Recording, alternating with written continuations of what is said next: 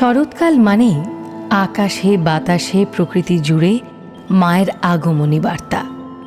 বাংলা তথা বাঙালির সারা বছরের অপেক্ষার অবসান ঘটিয়ে উমার ঘরে ফেরার দিন আগত।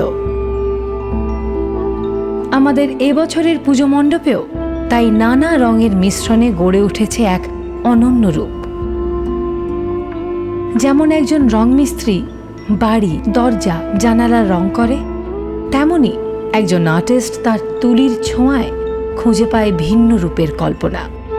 একটি বাচ্চা যখন প্রথম ছবি আঁকে, তার মাথায় অনেক রকমের আঁকিবুকি ভাবনা চলে, তার মধ্যেই সে একটা ছন্দ খুঁজে পায়।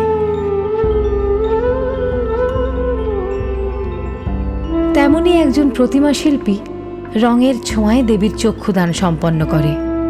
ভাবতে পারেন রং ছাড়া এই পৃথিবী কেমন লাগতো?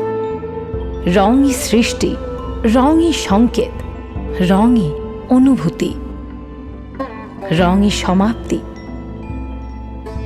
রঙের ব্যবহার সর্বদা।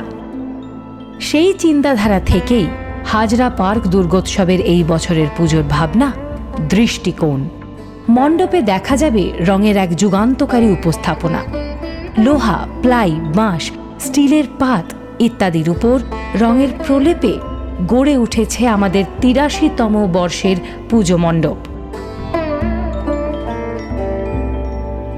এছাড়াও এবছর আমাদের সুবিশাল মাতৃমূর্তিতেও দেখা যাবে সেই ভাবনারই এক প্রতিফলন।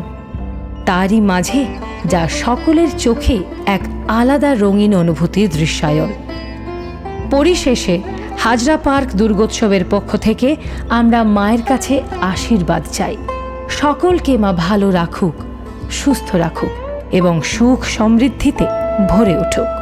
সবাইকে জানাই শুভ শারদীয়ার প্রীতি শুভেচ্ছা ও অভিনন্দন।